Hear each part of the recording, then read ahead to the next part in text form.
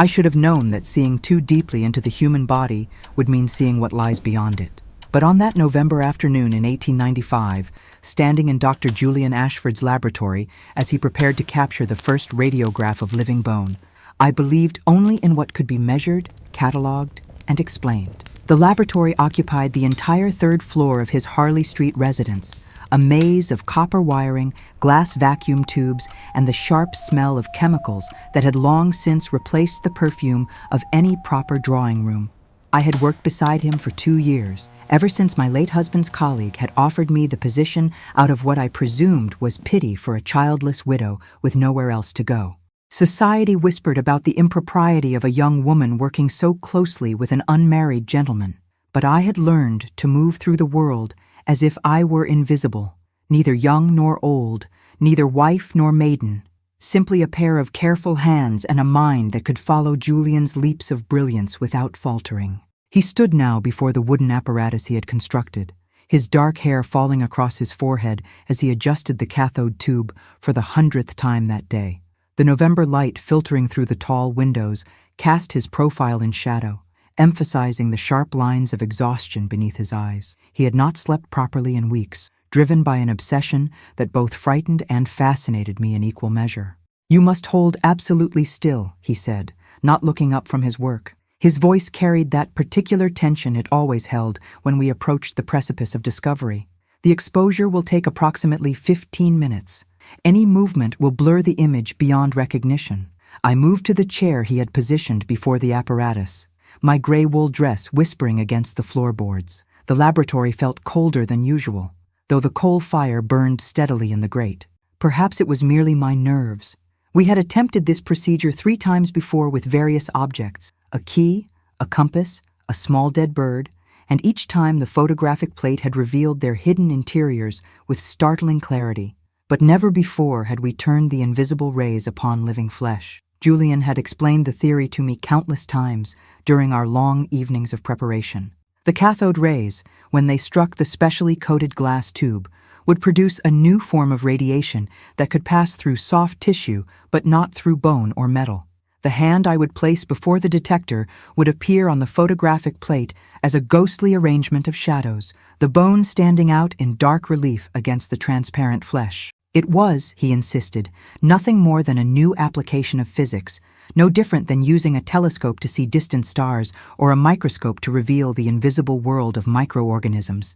Yet as I extended my left hand and laid it flat against the cold surface of the detector plate, I felt an inexplicable dread settle over my shoulders like a shawl woven from ice and premonition. "Are you quite certain this is safe?" I asked, hating the tremor in my voice. For the first time that afternoon, Julian looked directly at me.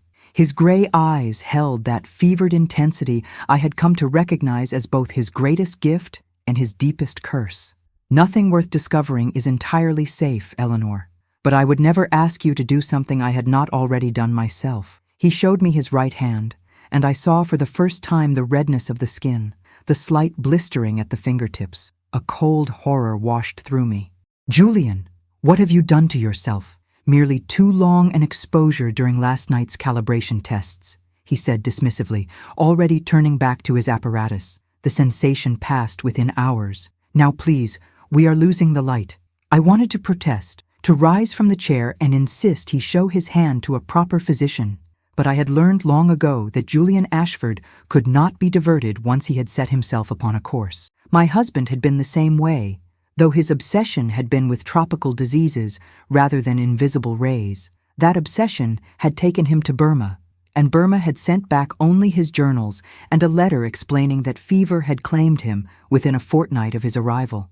I steadied my hand against the plate and fixed my gaze on the far wall where anatomical drawings hung in neat rows. Julian moved behind the apparatus, and I heard the hiss and crackle as he activated the cathode tube. The air itself seemed to thicken, to take on a quality I had no words for, as if the space between us had become suddenly crowded with presences I could not name. The minutes stretched like hours. My arm began to ache from holding the unnatural position, and I focused on the small things to distract myself from the discomfort. The ticking of the clock on the mantelpiece, the distant sound of carriage wheels on the street below, the steady rhythm of Julian's breathing as he monitored his instruments with the concentration of a priest at prayer. Then I felt it, a coldness that had nothing to do with the November afternoon, seeping up through the detector plate and into my palm. It spread through my hand like water poured into a glove, filling each finger with an icy presence that made my breath catch in my throat. For a moment, I was certain I could feel something beneath the plate, not the wood and metal I knew to be there, but something else, something that moved and breathed and knew I was there. "Julian," I whispered, but he raised his free hand to silence me. "Just another moment," he said, his voice tight with anticipation. The coldness intensified until my entire arm felt encased in ice. I could no longer feel my fingers, could no longer be certain they were still there at all. Panic rose in my chest, and I opened my mouth to cry out, to demand he stop the procedure immediately, when suddenly the sensation vanished as completely as if it had never been.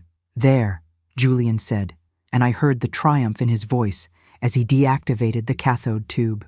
The laboratory returned to its normal state, the oppressive thickness in the air dissipating like morning fog. That should be sufficient. I pulled my hand back and stared at it, half expecting to see some visible change, but the flesh appeared exactly as it always had, perhaps slightly paler than usual, the veins standing out blue beneath the skin. I flexed my fingers, and feeling returned to them in a rush of pins and needles that was almost painful in its intensity. Julian was already removing the photographic plate from its holder, cradling it with the tenderness one might show a newborn child. He carried it to the darkroom he had constructed in what had once been a dressing closet, and I followed on unsteady legs, grateful for something to do, besides contemplate the inexplicable terror that still fluttered in my chest like a trapped bird. The darkroom was barely large enough for 2 people, lit only by the dim red glow of the safety lamp. Julian had developed hundreds of photographs in this cramped space, and I had assisted him with many of them. But never before had I felt so acutely aware of his proximity, of the way his shoulder brushed against mine as he prepared the developing solution, of the warmth of his body in the cold darkness. He immersed the plate in the first bath, and we waited in silence. I could hear my own heartbeat, loud and insistent, in my ears. Julian's breathing had quickened, and I wondered if he felt the same strange anticipation that gripped me, as if we stood on the edge of something far larger than a simple scientific experiment. The image began to appear, pale and ghostly in the red light. I leaned closer, hardly daring to breathe. There were my finger bones, rendered in dark lines against the lighter background of flesh, exactly as Julian had predicted. The sight was both grotesque and beautiful, a secret architecture revealed, the hidden scaffold upon which my visible self was built. "Extraordinary," Julian whispered. And I heard something in his voice I had never heard before, something that might have been awe or might have been fear. "Do you see, Eleanor?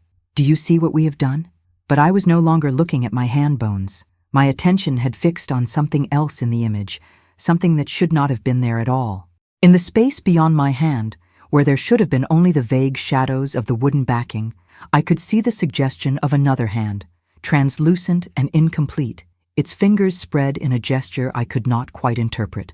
"Julian," I said slowly, "what is that?" He did not answer immediately. He lifted the plate closer to the red lamp, tilting it to catch the light from different angles. His face had gone very pale, and I saw his hands begin to tremble. "It must be a flaw in the emulsion," he said, but his voice lacked conviction, or perhaps some reflection, some artifact of the exposure process. I reached out and touched his arm, feeling the tension in his muscles beneath the wool of his jacket. "That is not a flaw," I said quietly. "That is the shape of a hand that was not there." He turned to look at me, and in the red dimness of the darkroom, his eyes seemed to hold shadows that had not been there before. "What are you suggesting, Eleanor?" I did not know what I was suggesting.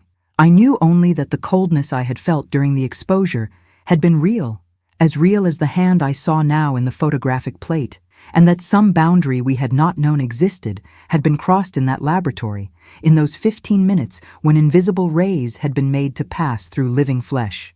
Before I could answer, Julian stiffened.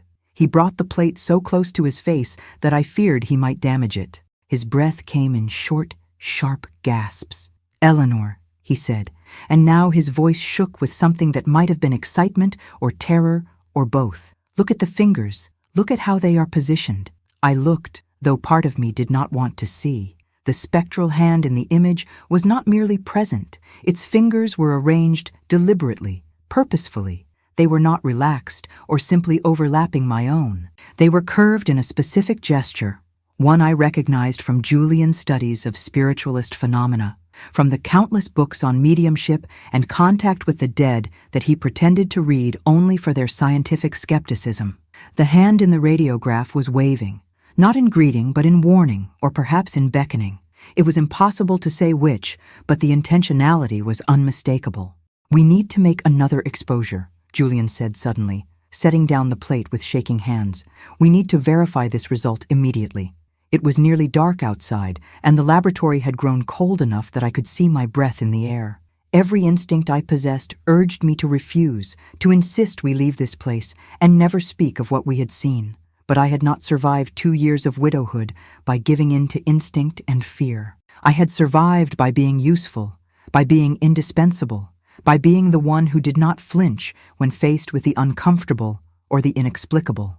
"Very well," I said, and followed him back into the laboratory, where the apparatus waited like a skeletal creature assembled from wire and glass, ready to reveal what other secrets lay hidden in the space between the visible and the invisible, between the living and whatever it was that lingered just beyond the edge of sight. We made 3 more exposures that evening, and each one revealed the same impossible truth. The spectral hand appeared in every radiograph, sometimes overlapping my own bones, sometimes positioned slightly to the side, but always present, always deliberate in its gesture. By the time Julian finally admitted we could do no more in the failing light, my arm ached from holding still, and my mind reeled with questions I did not know how to ask. He insisted I take brandy before leaving, though he touched none himself. We sat in his study while the housekeeper, Mrs. Bramwell, laid the fire and brought cold supper on a tray, her disapproving silence speaking volumes about the impropriety of my continued presence at such a late hour. When she finally withdrew, closing the door with more force than necessary, Julian rose and began to pace before the windows overlooking the darkened street. "You must think me mad," he said at last. I thought nothing of the kind, though I could not say what I did think. The brandy burned in my throat, and I welcomed the sensation, anything to anchor me to the ordinary world of physical sensation and rational cause. "What I think is that we have observed something that should not be possible according to our current understanding of natural philosophy." He stopped pacing and turned to face me, his expression caught between hope and desperation. "Then you believe the images are genuine? That we have not somehow deceived ourselves? I believe that 4 separate photographic plates cannot all be flawed in precisely the same manner," I said carefully. "I believe that what we have captured is real, even if we do not yet understand what reality we have captured." Julian crossed to his desk and retrieved a leather journal I had seen him writing in late at night when he thought I had gone home. He opened it and held it out to me, his hands steadier now that we had moved into the realm of evidence and documentation. "I have been researching the theoretical implications of cathode rays for nearly a year," he said as I took the journal. "Not merely their medical applications, but their potential interactions with what we might call the electromagnetic spectrum of human consciousness." I looked down at the pages, covered in his precise handwriting interspersed with diagrams and mathematical notations far beyond my understanding. But scattered throughout were references to works I recognized, spiritualist texts and accounts of mediumistic phenomena, studies of thought photography and psychic impressions on sensitive plates. "You think the rays are somehow capturing thoughts," I said slowly, "or souls." "Not capturing," he said, leaning against the desk with an intensity that made my pulse quicken. "Revealing. Eleanor, what if consciousness itself exists as a form of energy, one that normally operates beyond the threshold of our perception? What if death does not extinguish that energy, but merely changes its frequency, rendering it invisible to ordinary sight?" "That is a rather large leap from a hand appearing in a radiograph," I said, though my voice sounded uncertain even to my own ears. "Is it?" He moved closer, and I found myself acutely aware of how alone we were, how far we had moved beyond the boundaries of proper professional conduct. "Consider what we know. The human body generates electrical impulses, measurable and real. The heart beats through electrical signals. The nerves transmit sensations through electrical current. Why should consciousness itself not be electrical in nature? And if it is, why should it not persist after the flesh that generated it has ceased to function? I wanted to argue, to point out the dozens of assumptions and logical gaps in his reasoning. But the image of that spectral hand rose in my mind, its deliberate gesture, its undeniable presence in a space where nothing visible had existed. I thought of my late husband, of the empty space he had left behind, and felt a treacherous hope kindle in my chest before I could suppress it. Even if what you propose were true, I said, forcing myself to focus on the practical, why would such a presence reveal itself only through radiography? Surely, if the dead persist around us, there would be more evidence than a single anomalous photograph. Julian smiled then, a quick, fierce expression that transformed his careworn face into something almost beautiful. But there is more evidence, Eleanor. That is precisely what I have been attempting to tell you. The spiritualist movement has documented thousands of cases, apparitions and communications and physical phenomena that our scientific establishment dismisses as fraud or delusion. What if they were neither? What if there exists a genuine phenomenon that we have simply lacked the instruments to properly measure and study? He returned to the journal and flipped through several pages until he found what he sought. Here, he said, pointing to a passage he had marked with several asterisks. An account from a Dr. Baraduc in Paris who claims to have captured the impressions of thoughts and emotions on photographic plates through prolonged exposure. And here, a medium in Boston who produced images of deceased relatives that appeared only when the plates were developed, never visible to the naked eye during the sitting. Spiritualist parlors are full of tricks and deceptions, I said, but my protest sounded weak even to myself. Yes, he agreed readily. Most are fraud, pure and simple. But what if a small percentage are not? What if some genuine sensitives exist, people who can perceive or interact with this hidden spectrum of consciousness? And what if, through our radiographic apparatus, we have stumbled upon a scientific method to verify their claims? The implications were staggering and terrifying in equal measure. If Julian was right, we stood on the edge of proving the survival of consciousness beyond death, of bridging the gap between the material and the spiritual through the objective lens of scientific observation. It would revolutionize not merely medicine, but philosophy, religion, the very foundation of human understanding about our place in the universe. It would also, I realized with a cold clarity, destroy us both if we were wrong. The scientific community would brand Julian a spiritualist crank, and my association with him would render me unemployable and unmarriageable, if such a state could be more thorough than my current social invisibility. What do you propose we do? I asked quietly. Julian closed the journal and met my gaze with an expression of such naked vulnerability that I had to look away. I propose we continue the experiments, he said, methodically, carefully, documenting everything.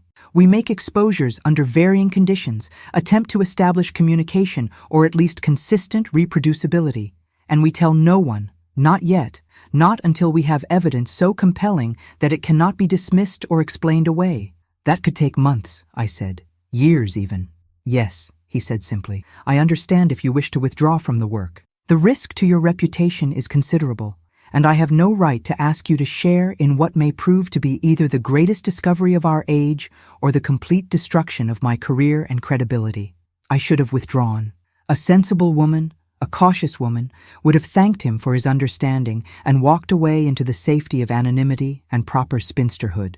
But I had discovered something in that laboratory that afternoon, something beyond the impossible hand in the radiograph.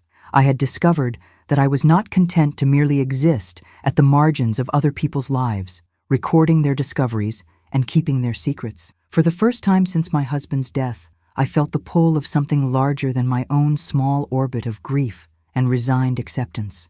I will stay, I said, and saw something kindle in Julian's eyes that made my breath catch. On one condition. Name it. You must see a physician about your hand. If we are to continue these experiments, I will not watch you damage yourself through carelessness or obsession. A smile touched his lips, softer than before. You sound like my sister, he said. She writes weekly from Surrey, insisting I am working myself into an early grave and ought to marry a sensible woman who will curb my more self-destructive impulses. And what do you write back? I asked, surprised by my own boldness, "that I have yet to meet a woman who is both sensible and willing to tolerate my company for more than a dinner party," he said. Present company accepted, of course. The moment hung between us, charged with possibility and danger. I stood, setting down my glass with hands that trembled only slightly. "It is very late," I said. "I should go." Julian moved to ring for Mrs. Bramwell to fetch my coat, but I stopped him with a gesture. "Before I leave, there is something I must know. The hand in the radiograph. Did you recognize it? Did it seem familiar to you in any way?" He was quiet for a long moment, his expression troubled. "I cannot be certain," he said at last. "But there was something in the proportions, the length of the fingers. My mother had hands like that. She died when I was 16, of pneumonia. She used to wave to me from her bedroom window when I left for school in the mornings. Exactly that gesture we saw in the plate. A chill ran through me that had nothing to do with the cooling fire. "I am sorry," I said inadequately. "Do not be," he said, and his voice had gone distant. "If there is even a chance that she persists in some form, that I might prove her continued existence through scientific observation rather than blind faith, then every risk is worth taking. You cannot understand what it is to lose someone and spend every day afterward wondering if they simply ceased, if all they were and all they meant vanished like candle smoke into nothing. But I did understand. I understood with a keenness that made my chest ache. I had wondered the same about my husband, had lain awake in the early months of widowhood, imagining his last moments in that foreign hospital, wondering if he had called for me, if some part of him had reached across the distance to find me and found only emptiness. "Tomorrow, then," I said, retreating to safer ground. "We will begin again with fresh plates and better documentation." "Tomorrow," Julian agreed. Mrs.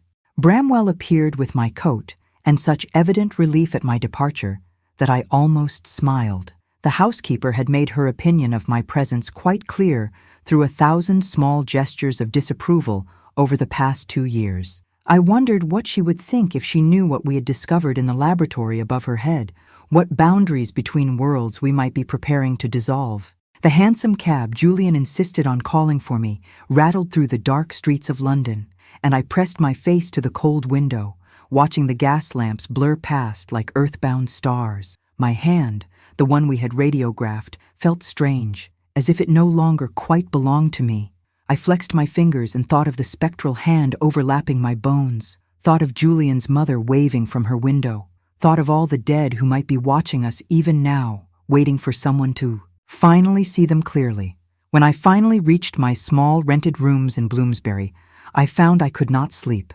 I sat by my own fire and tried to read, but the words swam before my eyes, meaningless. Instead, I found myself staring at my hands, turning them over in the firelight, wondering what lay beneath the flesh that I could not see, what invisible architecture sustained not merely my bones, but my thoughts, my memories, my persistent sense of being myself despite all the changes time and loss had wrought. If consciousness could persist beyond death, what did that mean for the guilty, for those who had failed the ones they loved? I thought of the last letter I had received from my husband, written 3 days before he died, full of his usual optimism about his work and his plans to return home by Christmas. I had written back immediately, but my letter had arrived weeks after his death, forwarded eventually to me with his effects, unread and irrelevant. In it, I had finally written what I had been too proud to say in person, that I forgave him for choosing his work over our marriage, for the long absences and the way his mind was always half in the jungle, even when his body sat across from me at dinner, that I understood the pull of something larger than domestic contentment, the hunger to matter in the world beyond the drawing room and the sickbed. I had never told him I understood. And now, if Julian was right, perhaps my husband knew it anyway. Perhaps he had been standing beside me in that laboratory, watching as we glimpsed the truth he had crossed over to learn. The thought should have comforted me, but instead it filled me with a complicated tangle of hope and dread I could not begin to unravel. I slept finally near dawn and dreamed of hands, pale and translucent, reaching through darkness toward a light I could not see, beckoning me forward into territory no living soul had mapped, where science and the supernatural met and merged and became something entirely new, something that would change everything or destroy us in the attempt to understand it. The experiments intensified over the following weeks with a fervor that bordered on obsession. We worked late into each evening, long past the hour when Mrs. Bramwell's disapproving footsteps ceased to echo through the hallways below. Julian procured additional photographic plates from 3 different suppliers, hoping to eliminate the possibility of contamination or manufacturing defect. He modified the apparatus, adjusting voltages and exposure times, documenting every variable with meticulous precision. And the spectral hands continued to appear, not always the same hand. That was perhaps the most unsettling discovery. Sometimes the translucent fingers were long and elegant, clearly feminine. Other times they were broader, more masculine in proportion. Occasionally we captured what appeared to be a child's hand, small and delicate, positioned as if reaching for something just beyond the frame of the image. Julian began to catalog them, assigning each apparition a number and detailed description, measuring the bone structure and comparing the proportions to anatomical references. He tried radiographing his own hand twice, but the spectral presences seemed to avoid him. The plates showed only his bones, stark and ordinary against the backing. It was only when I placed my hand before the detector that the impossible visitors appeared, as if I were some kind of conduit, a medium through which they could manifest themselves to scientific observation. The realization troubled me more than I cared to admit. I had always prided myself on rationality, on my imperviousness to the supernatural fancies that seemed to grip so many women of my acquaintance. Yet here I was, apparently possessed of some quality that allowed the dead to use my flesh as a sort of photographic bridge between their world and ours. Julian developed a theory about sensitivity, about certain individuals possessing a natural resonance with the electromagnetic frequencies of disembodied consciousness. He showed me passages from studies of mediumship, accounts of women who claimed to channel spirits through automatic writing or trance speech. Always women, he noted, his finger tracing the words in the lamplight. Why should that be, do you suppose? Perhaps because women are trained from birth to be receptive, I said, surprised by the bitterness in my own voice, to listen rather than speak, to accommodate rather than assert, to serve as vessels for whatever others wish to pour into us. He looked up at me with an expression I could not quite read. Is that how you feel? Like a vessel? I feel like I do not know what I am anymore, I said quietly. A widow who is too young to be properly widowed. An assistant who is too educated to be a proper servant and too female to be a proper colleague. And now it seems a living doorway for the dead to announce themselves to science. Julian set down the book and moved closer to where I stood by the laboratory window, watching the December fog roll through the streets below. You are none of those things, he said. Or rather, you are all of them, and more besides. You are the most remarkable person I have ever known, Eleanor. Your mind is as sharp as any I have encountered in the Royal Society, and your courage in the face of the inexplicable far exceeds my own. I wanted to believe him, wanted to accept the warmth in his voice as genuine regard rather than the gratitude of a scientist for a useful instrument. But years of widowhood had taught me to distrust hope, to recognize the difference between true affection and mere convenience. You need me for the experiments, I said, keeping my gaze fixed on the fog. That is all. Is it? His voice had drawn nearer, and I felt the heat of him behind me, close enough that I could smell the faint scent of chemicals and tobacco that clung to his clothes. Eleanor, look at me. I turned and found him closer than I had expected, his gray eyes searching my face with an intensity that made my breath catch. For a moment I thought he might touch me, might cross the invisible boundary we had so carefully maintained between professional propriety and something far more dangerous. But he stepped back, running a hand through his already disheveled hair. Forgive me, he said.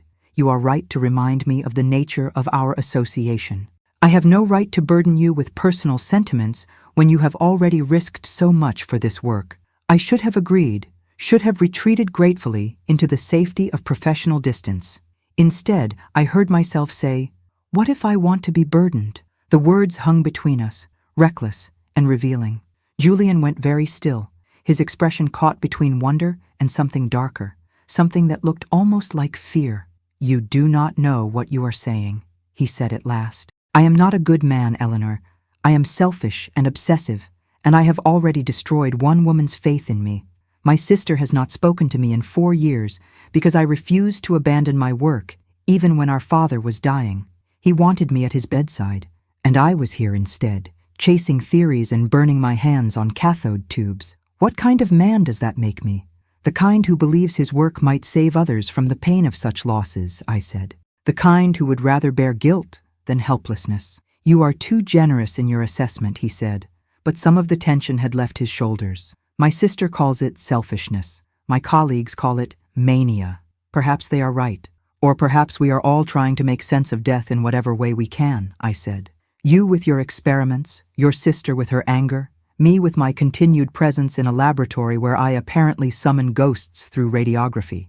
None of us knows the right way to grieve or to hope or to carry on when those we love have vanished from reach. Julian was quiet for a long moment, and I wondered if I had said too much, revealed too clearly the loneliness that drove my choices as surely as scientific curiosity did. But when he spoke again, his voice was soft, almost tentative. Would you tell me about him? Your husband?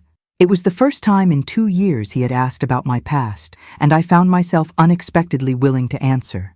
His name was Thomas, I said. Dr. Thomas Hartley.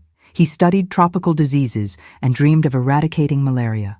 He was brilliant and kind, and utterly consumed by his work. I understood that about him, even when it meant I saw him rarely, even when he chose the jungle over our marriage bed. He believed he could save thousands of lives if he could only solve the puzzle of transmission. And he was right in a way. His journals contributed to the work that came after, even though he did not live to see it completed. Do you resent him for leaving? I considered the question carefully. Once, perhaps, I did. In the first months after the news came, I was angry at his choice, angry that he had valued his work more than his safety, more than our future together. But anger requires so much energy, and grief exhausts all reserves. Now I think I simply miss him, and wonder if things might have been different had I been brave enough to tell him I understood his calling, that I did not need him to choose between his work and his love for me. Perhaps he knew anyway, Julian said. If consciousness persists, if there is truth in what we are discovering, then perhaps he knows now all the things you could not say in time. The thought brought both comfort and a sharp pang of loss. I turned back to the window, blinking against the sudden burning in my eyes. That is why you are doing this, is it not? Not merely for science, but for the hope that there might be answers, that the ones we have lost might still be reachable in some way. Yes, he said simply, though I am beginning to fear what those answers might cost us. Before I could ask what he meant, a sound came from the laboratory behind us, a soft thump, as if something had fallen to the floor. We both turned, and I felt my heart begin to race, though I could see nothing out of place in the familiar arrangement of equipment and furniture. Julian moved toward the apparatus, and I followed, my eyes scanning the shadows that seemed suddenly deeper than they should be in the lamplight. There, he said, pointing to the floor beneath the work table. One of the photographic plates had fallen from its stack, though I was certain we had left them securely boxed after our last exposure.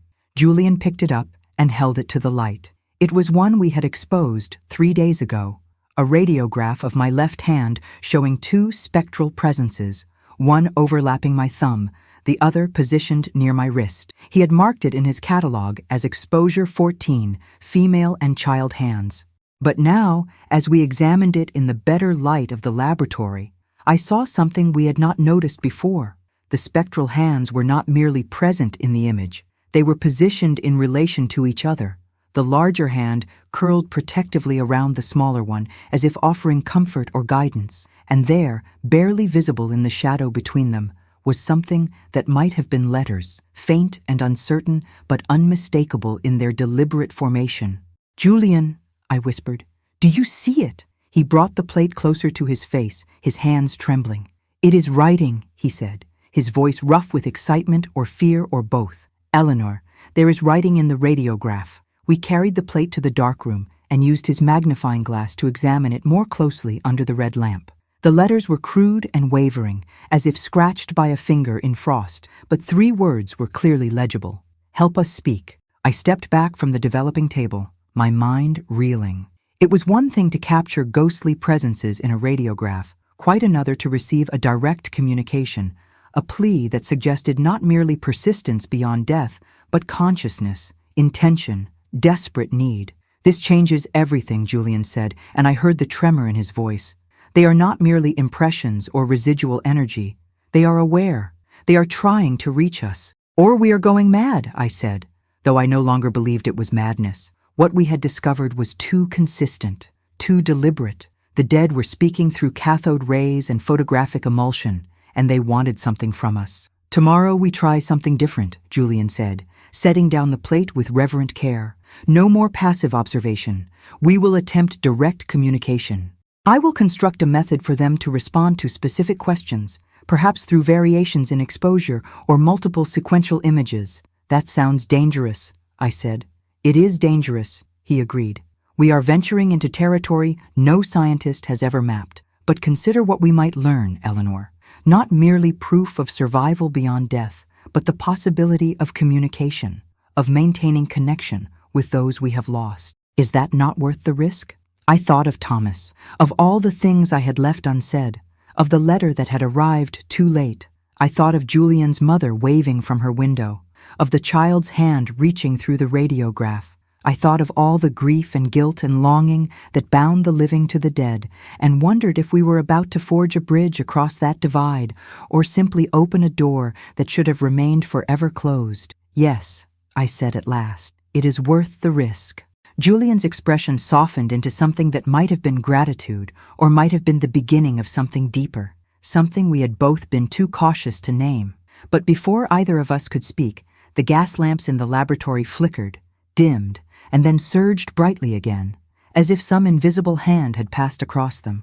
We stood frozen in the sudden brightness, and I felt a coldness settle over my shoulders like a shawl woven from winter fog and the held breath of the dead, waiting to see if we would prove worthy of their trust, or merely two more mortals who would fail to hear their voices crying out from beyond the grave.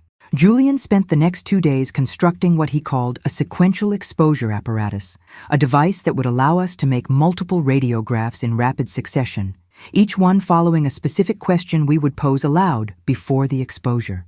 His theory was that if consciousness persisted as electromagnetic energy, and if that energy could be captured through radiography, then it might be possible to establish a rudimentary form of dialogue, not unlike the yes and no responses spiritualist mediums claim to receive through table rapping or automatic writing.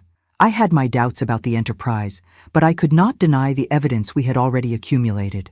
23 radiographs now sat in Julian's locked cabinet, each one bearing the unmistakable presence of hands that should not exist, and one bearing those 3 desperate words that had haunted my dreams since we discovered them. Help us speak, as if they had been waiting, perhaps for decades or centuries, for someone to develop the technology that might finally allow them to bridge the gap between their world and ours. On the evening we were to attempt the first communication, a storm broke over London with unusual violence. Rain lashed against the windows of the laboratory, and thunder rolled through the December darkness like the voice of something vast and angry. Mrs. Bramwell had departed earlier than usual, citing the weather and her rheumatism, leaving Julian and me alone in the house with only the fire and the gas lamps to hold back the encroaching night. I should have felt afraid. Instead, as I helped Julian prepare the apparatus, arranging the photographic plates in their sequential holders and checking the cathode tube connections, I felt a strange calm settle over me, as if I had been moving toward this moment all my life, every choice and loss, conspiring to bring me to this laboratory on this storm-torn evening. "Are you certain you wish to proceed?" Julian asked as we made our final preparations. "Once we begin this, there may be no returning to the safety of ignorance." "I have not felt safe since the moment I saw that first spectral hand," I said, "and I suspect you have not felt safe in years. We are both too far down this path to turn back now." He smiled at that, a quick, fierce expression that transformed his face. "You are braver than you know, Eleanor, braver than I have any right to ask you to be. Then stop asking and simply accept that I am here of my own choice," I said, taking my position before the apparatus. "What questions shall we pose?" Julian had prepared a list, written in his precise hand on a sheet of paper, now slightly crumpled from his nervous handling. "We begin with simple verification," he said. "Questions that can be answered with clear yes or no responses or with specific numerical gestures. If they can understand us and respond deliberately, we will have established genuine communication rather than random manifestation. And if they cannot, then we will have learned something valuable nonetheless, he said. That consciousness may persist, but communication remains impossible, or that what we are capturing is merely residual energy rather than active awareness. Either result advances our understanding. I placed my hand against the cold surface of the first detector plate and nodded for him to begin. Julian stood beside the apparatus, his prepared questions in hand, and when he spoke, his voice was steady despite the tremor I could see in his fingers. To any consciousness present who wishes to communicate, he said clearly, if you can hear and understand me, please indicate your presence in the next exposure by positioning your manifestation in the upper right quadrant of the image. He activated the cathode tube, and I felt the now familiar sensation of coldness seeping into my hand, spreading up my arm like winter water rising. But tonight the sensation was stronger, more insistent, and with it came a pressure against my palm that felt almost like fingers lacing through my own, seeking connection, seeking to be acknowledged. The exposure lasted 30 seconds. Julian had reduced the time to allow for rapid sequential images, though it meant the detail would be less precise. When he deactivated the tube and moved to the next plate, I flexed my hand and found that the coldness lingered longer than before, as if whatever presence had touched me was reluctant to let go. We repeated the process 9 more times, Julian posing different questions with each exposure. Can you move to the left side of the image? Can you show us 2 hands if there are multiple presences? Can you form your fingers into a fist if you are a child? Each question was designed to test comprehension and voluntary control, to distinguish between random appearance and deliberate response. By the final exposure, my arm ached, and my head had begun to throb with a pain that settled behind my eyes like fog condensing into needles. When Julian finally helped me away from the apparatus, I swayed on my feet and might have fallen if he had not caught me, his arms strong and steady around my shoulders. Eleanor, what is it? What is wrong? I do not know, I managed to say through the pounding in my skull. It feels as though something is pressing against the inside of my mind, trying to push through. Julian helped me to the chair by the fire and brought me water, his face tight with concern. We should stop, he said. I should never have pushed the experiments this far without considering the physical toll on you. No, I said, though speaking cost me considerable effort. We must develop the plates. We must see if they responded. He hesitated, clearly torn between scientific curiosity and concern for my well-being. But in the end, his need to know won out, as I had known it would. He carried the plates to the dark room, moving with the speed of someone who feared his courage might fail if he allowed himself time to reconsider. I sat by the fire and pressed my cold hands against my throbbing temples, trying to breathe through the pain. Outside, the storm intensified, and I heard the windows rattle in their frames, as if something vast and invisible were testing the barriers between inside and out. The thought should have frightened me, but instead, I felt a strange kinship with whatever pressed against those windows, whatever sought entry into spaces not built to contain it. The pain began to subside gradually, fading from needles to a dull ache, and finally to a peculiar emptiness, as if something that had been present in my mind had withdrawn, leaving behind only the echo of its passage. I was examining my hands, checking for any visible change, when Julian emerged from the darkroom with an expression I had never seen before, something between triumph and terror. He was carrying all 10 plates, and even from across the room I could see that they were not empty of spectral presences. He laid them out on the work table in sequence, his hands shaking so badly he nearly dropped the last one. "Eleanor," he said, his voice barely above a whisper. They answered. Every question. Perfectly. I rose and moved to the table, my headache forgotten. The plates were arranged in order, and as I examined them I felt the world tilt beneath my feet.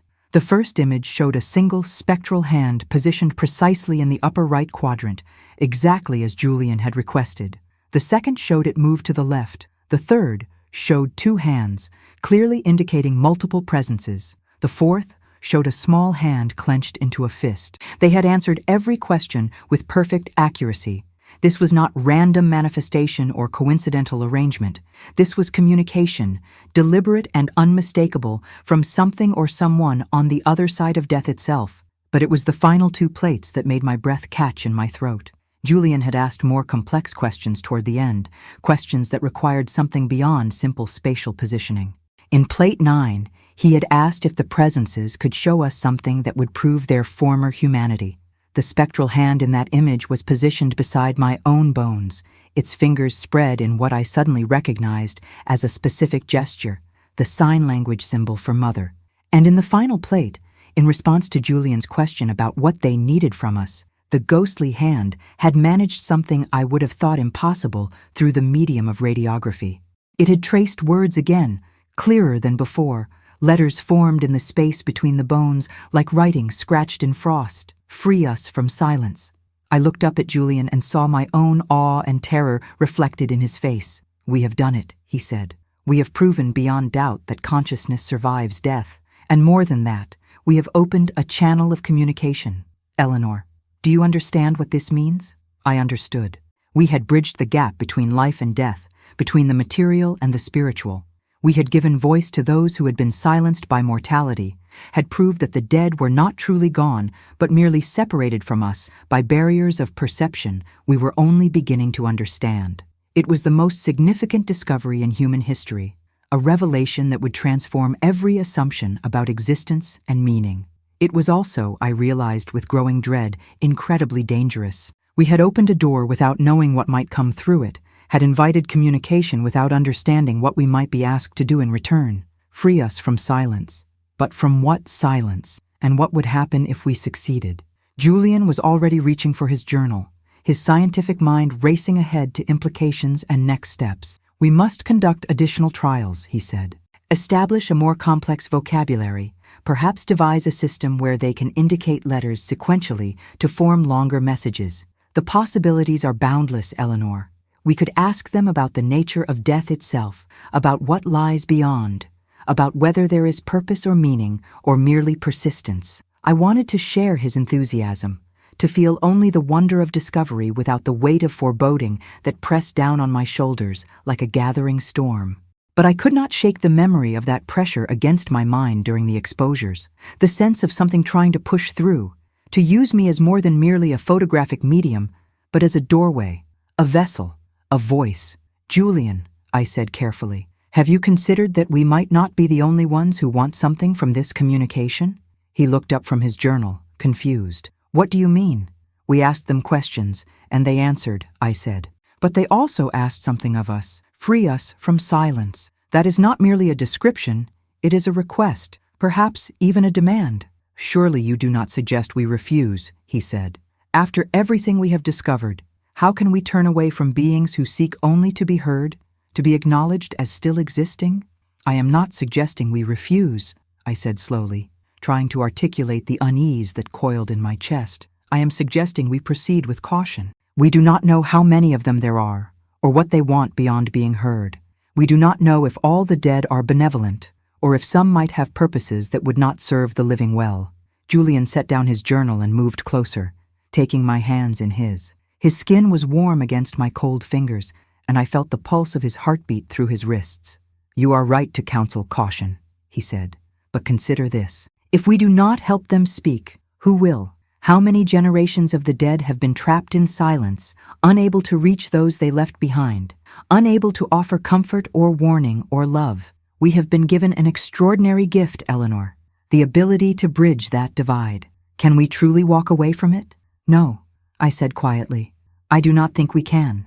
But I fear what it may cost us.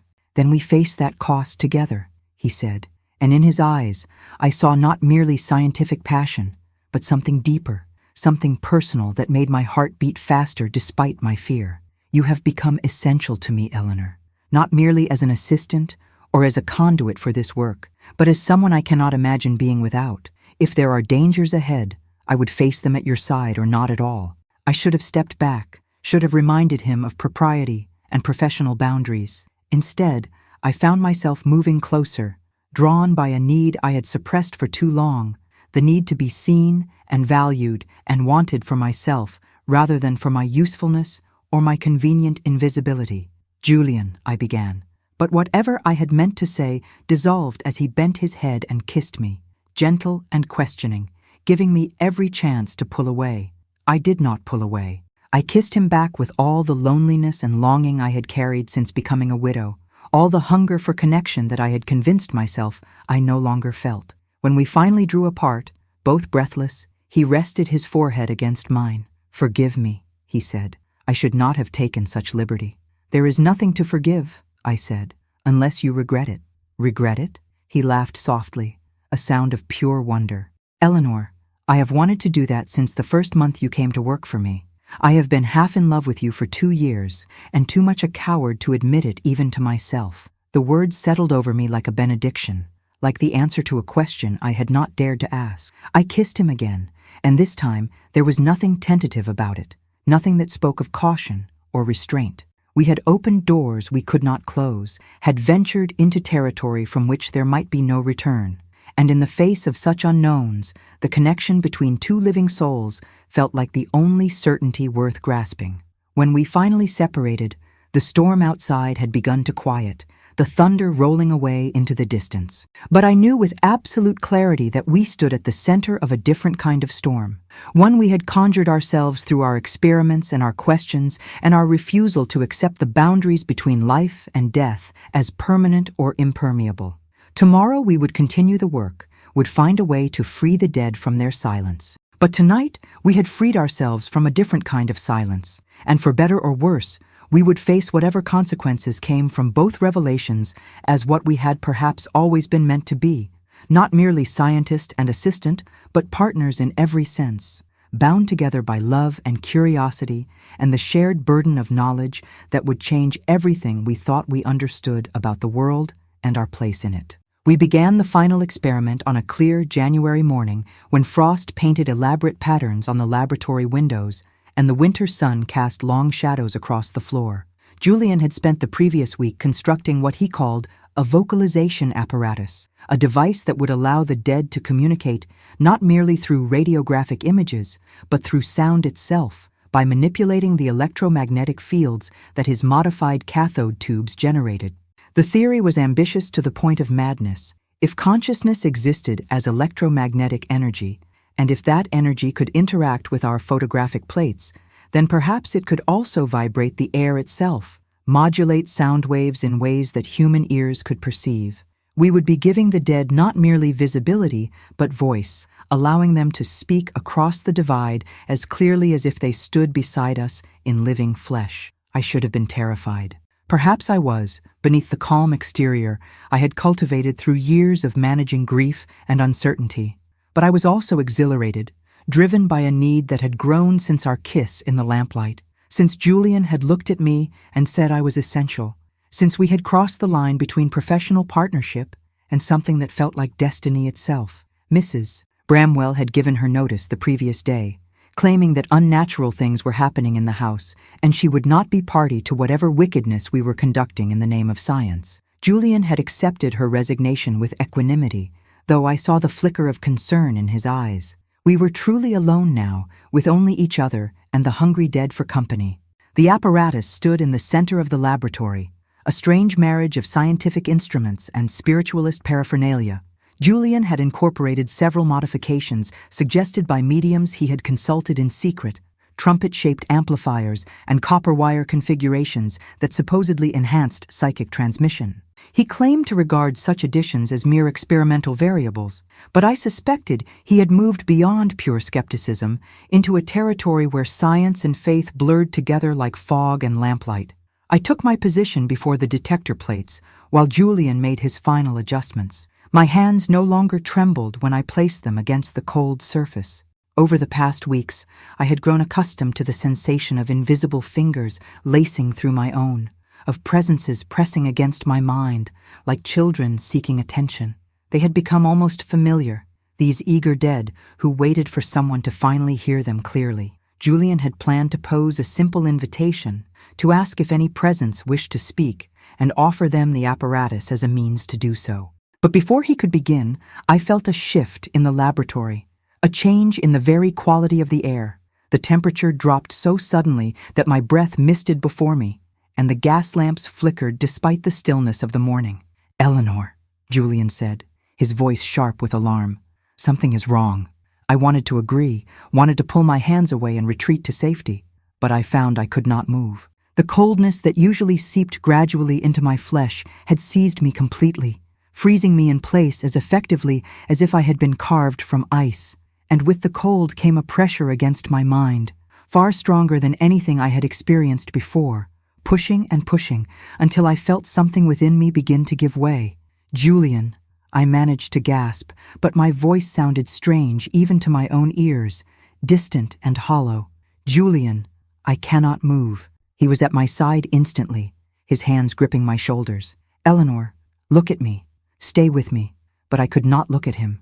My gaze had fixed on the trumpet amplifiers, and as I watched, a pale mist began to gather within them, curling and thickening until it spilled out into the laboratory like breath made visible. The mist coalesced, taking on vague shapes, suggestions of hands and faces and reaching arms. And then, so softly I might have imagined it, came a sound like wind through a distant corridor, resolving gradually into words. "Help. Please. We are trapped. Help us be heard." The voices were many, overlapping and desperate, some stronger than others, but all carrying the same essential plea. They had been silent so long, had waited through decades or centuries of voiceless existence, and now that we had opened a channel, they pressed forward with the urgency of drowning swimmers fighting toward air. "We hear you," Julian said, though his voice shook. "We will help you, but you must not harm Eleanor. She is your conduit, your voice. Without her, you return to silence." The pressure against my mind eased slightly, as if the presences had heard and understood, but they did not release me entirely.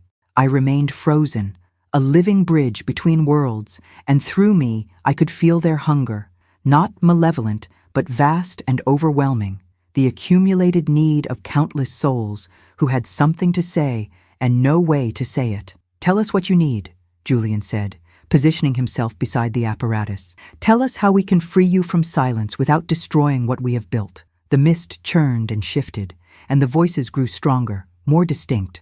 One rose above the others, female and refined, with an accent that marked it as belonging to an earlier generation. "My son," the voice said, and I saw Julian go pale. "My son, I have watched you grieve. I have seen you burn yourself on your instruments and starve yourself in your laboratory.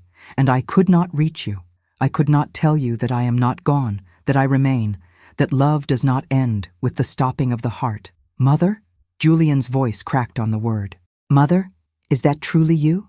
Who else would worry so over your neglect of basic comfort?" the voice said, and I heard love and exasperation mingled in equal measure.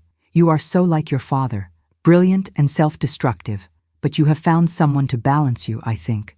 Someone brave enough to stand where I stand now." Through my frozen state, I felt a warmth against my shoulder, as if an invisible hand rested there in comfort or approval. Julian moved closer, tears streaming unchecked down his face. "I have missed you," he said simply. "I have missed you every day, and I have been here every day," his mother's voice replied. "Death is not absence, my darling boy. It is only transformation. But we are trapped between states, unable to move forward because we are tethered by love and unfinished words. We remain because those we left behind cannot let us go, and we cannot reach them to say what must be said before release is possible." "Then tell me," Julian said. "Tell me what you need to say, that I forgive you for being absent when I died," the voice said gently, "that I understood your work was important, that I never blamed you for choosing purpose over my bedside, that I am proud of what you have become, even if your sister cannot see it yet. Tell her that for me, when you reconcile. Tell her I loved you both equally, even when my attention seemed unequal." Julian sank to his knees beside the apparatus, overcome. "I will tell her," he promised. "I will make things right." But his mother's voice was already fading, and others rose to take its place. I heard a child calling for her father, explaining that the fall from the tree had been quick and painless, and he should not spend his life blaming himself. I heard a young man speaking to his widow, releasing her from the promise of perpetual mourning, begging her to find happiness again. I heard dozens of voices, each with their own message of love or forgiveness or final farewell, each seeking to free themselves and those they left behind from the chains of unspoken words and unresolved guilt. And then, Cutting through the chorus, I heard a voice I had never thought to hear again. "Eleanor," it said, and my frozen heart lurched in recognition. Eleanor, my dear practical wife, who understood me better than I deserved. "Thomas," I whispered, though whether I spoke aloud or only in my mind I could not say. "I received your letter," he said. "It reached me after I died, delivered by means I do not fully understand. But I want you to know that I read it, and I understood, and I forgive you for whatever you think you failed to give me. You gave me everything that mattered. You gave me partnership and understanding and the freedom to pursue my work without resentment. That is a rare gift, Eleanor." Tears were streaming down my face now, hot against my frozen skin. "I wanted to tell you I was proud of you," I managed to say. "I wanted to tell you that your work mattered more than our marriage, and that I did not resent that truth." "The work never mattered more," Thomas said firmly. "It mattered differently, but not more, never more than you. I hope you have found someone who can show you that, who can balance purpose with presence in ways I never managed." "I have," I said, thinking of Julian's hands on my shoulders, of his declaration that I was essential, of the way we had found each other through shared curiosity and complementary wounds. "Then I am glad," Thomas said. "I am glad, and I release you from any lingering obligation to my memory. Live fully, Eleanor. Love completely. And know that I am not lost, only changed, and that I will wait on the other side of mortality to greet you when your own time comes, not with claims of ownership, but with joy at seeing an old friend once more." His voice faded, and with it the last of the presences that had been pressing through me. The coldness released me so suddenly that I would have fallen if Julian had not caught me, pulling me away from the apparatus and into his arms. I clung to him and wept, not from sorrow, but from a complex release I had no words to name. When I finally composed myself, I found Julian watching the mist that still curled around the trumpet amplifiers, his expression thoughtful. "They spoke true," he said quietly. "They remain because we hold them, because unfinished business and unspoken words tether them to this world. The silence they want freedom from is not their own, but ours, the living who cannot let go, because we never said what needed saying before death intervened." "Then how do we free them?" I asked. "How do we give them what they ask?" Julian was quiet for a long moment, his arms still around me. "I think we must give them the means to reach those they left behind," he said finally. "Not merely through our experiments in a single laboratory, but broadly, publicly. We must publish our findings, demonstrate the apparatus, make the method available to anyone who seeks closure or connection with the dead they mourn." "The Royal Society will call you mad," I said. "They will destroy your reputation and refuse to consider your evidence." "Perhaps," he agreed. "Or perhaps enough of them carry their own unfinished grief that they will listen. Either way, we have an obligation to try. We open this door, Eleanor. We cannot close it again simply because the implications frighten us." He was right, though the path ahead terrified me. We would face ridicule and condemnation. We would be branded spiritualist frauds or dangerous lunatics. But we would also offer hope to thousands who lived with the weight of words unsaid, with the guilt of absences and the pain of permanent separation. If even a fraction of those people found peace through our work, would that not justify the cost to ourselves? We spent the next month preparing our presentation with meticulous care, documenting every experiment, every radiograph, every recorded message from the dead.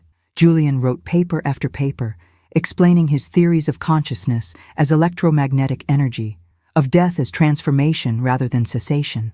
I contributed detailed observations of my experiences as a medium, careful analysis of the patterns we had observed, testimony to the accuracy of information provided by the presences that could be verified through living relatives. When we finally stood before the Royal Society in February, I wore my best dress and held my head high, though my stomach churned with nervousness. Julian presented our findings with passionate precision, showing radiograph after radiograph, playing the recorded voices through his apparatus. The assembled scientists listened with expressions ranging from fascination to horror to barely concealed contempt. The president of the society, an elderly physician named Sir Richard Thornby, rose when Julian finished. "This is the most extraordinary claim I have heard in 40 years of scientific practice," he said. And extraordinary claims require extraordinary evidence. You propose that consciousness survives death, that the dead can communicate through radiographic apparatus, and that a young woman with no particular training has become the key to bridging the divide between life and death? That is correct, Julian said steadily. And you expect us to accept this based on photographs that could be manipulated, recorded voices that could be theatrical trickery, and the testimony of a widow who might be seeking comfort in spiritualist fantasy? I rose before Julian could respond, my hands clenched at my sides. I am not seeking comfort, I said clearly. I am seeking truth, and I have participated in these experiments with full awareness of the risks to my reputation and my future. I have nothing to gain from fraud except mockery and exclusion from respectable society. What I offer is honest testimony of phenomena I cannot fully explain, but can no longer deny. Sir Richard studied me with shrewd eyes. You are brave, madam, to stand before us and make such claims. Foolish, perhaps, but brave. Very well. The Society will appoint a committee to investigate your methods and attempt to replicate your results. If your claims prove false, you will be exposed as frauds or lunatics. If they prove true, you will have changed human understanding of existence itself. Are you prepared for either outcome? We are, Julian said, and I nodded agreement, feeling his hand find mine. The investigation lasted 3 months, during which skeptical scientists descended on Julian's laboratory like ravens on carrion, examining every wire and plate and chemical solution for signs of trickery. They brought their own equipment, their own photographic supplies, their own mediums to test whether my sensitivity was unique or reproducible. They conducted exposure after exposure, documenting everything with the thoroughness of men determined to prove fraud. And the dead answered. Again and again, they appeared in radiographs made by hostile investigators using equipment they had supplied themselves. They spoke through the apparatus in voices that relatives identified as their lost loved ones. They provided information that could not have been known through any normal means, details of wills and hidden documents and final words whispered in private that only the dying and their attendants had heard. By May, the committee delivered their verdict. They could find no evidence of fraud or manipulation. The phenomena were genuine, inexplicable by current scientific understanding, but undeniably real. The dead could communicate through radiographic apparatus, and I appeared to be a genuine medium, one whose sensitivity allowed the barrier between worlds to become permeable in ways they could not yet explain, but could no longer deny. The publication of our findings caused a sensation that spread far beyond scientific circles. Newspapers ran sensational headlines about death defeated and voices from beyond the grave. Churches condemned us as practitioners of necromancy, while spiritualists claimed we had validated their practices through scientific method. The public response was overwhelming. Hundreds of letters arriving daily from people desperate to contact lost children, parents, spouses, lovers, asking when our apparatus would be made available, begging for a chance to speak once more with those they had lost. Julian established a clinic, a place where the grieving could come to attempt contact under controlled conditions. We trained others to operate the apparatus, though I remained the most reliable conduit, the one through whom the dead spoke most clearly. It was exhausting work, draining in ways both physical and emotional, but it was also profoundly meaningful. I watched widows receive final messages of love, watched parents learn that their children's deaths had been painless, watched siblings reconcile conflicts that had festered beyond the grave. And slowly, as months passed, I began to notice a change. The presences that came through the apparatus were fewer, their messages briefer. It was as if, having been given the chance to speak, to offer their final words and receive absolution or forgiveness or simple acknowledgement, they were no longer tethered to this world with such desperate urgency. They were finding release, moving on to whatever lay beyond the need for communication with the living. On a warm evening in September, nearly a year after our first experiment, Julian and I sat in the garden behind his house, now our house since our quiet marriage in June. The scandal of our work had made a conventional wedding impossible, but we had found a sympathetic vicar willing to perform the ceremony, and my status had transformed from invisible widow to notorious medium, which was at least a form of visibility. Do you ever regret it? I asked him, as we watched the late summer light fade into dusk. Everything we sacrificed for this work? Julian took my hand, his fingers warm and solid against mine. I regret nothing that brought us to this moment, he said, though I confess, I sometimes wonder what we might have discovered if we had been more cautious, less willing to push boundaries. I smiled at that. You have never been cautious a day in your life, I said.